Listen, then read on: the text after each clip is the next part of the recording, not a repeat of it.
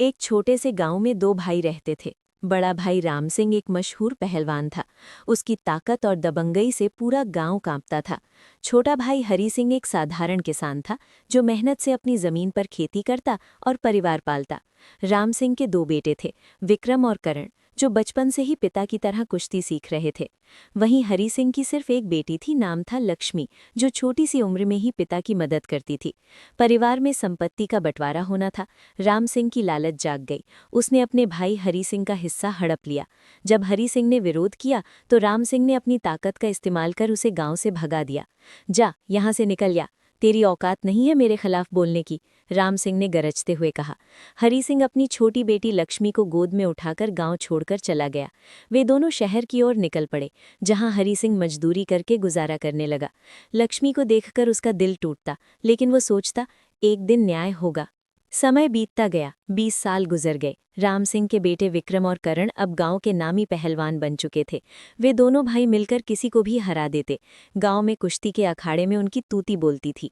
राम सिंह अब बूढ़ा हो चुका था, लेकिन अपनी संपत्ति और दबंगई पर इतराता रहता। इधर हरी सिंह और लक्ष्मी की जिंदगी बदल चुकी थी। शहर में रहते हुए हरी सिंह ने लक्ष्मी को पढ़ाया लिखाया, लेकिन लक्ष्मी में बचपन से ही ताकत थी। वो जिम जाती, व्यायाम करती और कुश्ती सीखती। सालों की मेहनत से वो 7 फुट की लंबी मजबूत पहलवान बन गई।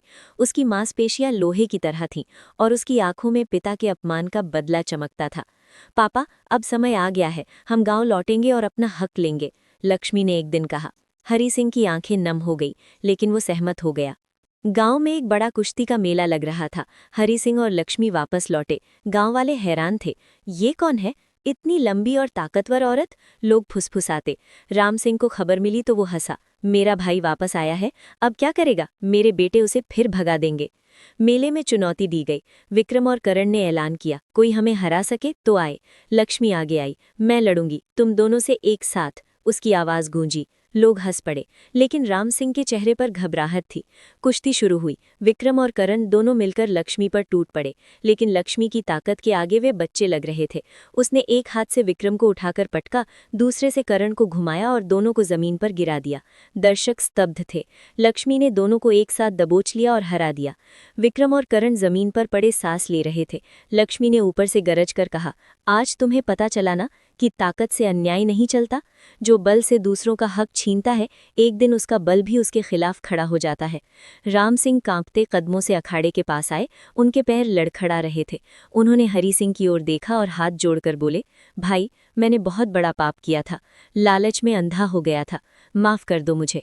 लक्ष्मी ने ठंडी नजरों से राम सिंह को देखा और जोर से कहा, माफी, अब माफी की बात करते हो चाचा जी। 20 साल हम इस गांव से दूर रहे, अपमान सहते रहे, मजदूरी करते रहे। तुमने हमारा सब कुछ छीना था।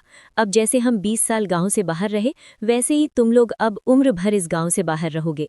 अपना सामान उठाओ और यहाँ से चले जाओ। हमारा हक हमें वापस मिल गया और तुम्हारा यहाँ कोई जगह नहीं। राम सिंह रो पड़ी। विक्रम और करण सिर झुकाए खड़े थे। गांव वालों ने भी चुपचाप देखा। कोई उनके पक्ष में नहीं बोला, क्योंकि सब जानते थे कि अन्याय की सजा मिलनी ही थी। हरी सिंह ने कुछ नहीं कहा। उन्होंने सिर्फ अपनी जमीन और घर वापस लिया। राम सिंह और उसके बेटे गांव छोड़कर चले गए। लक्ष्मी और हरी सिंह गांव में रहने लगे। लक्ष्मी गांव की रक्षक बन गई।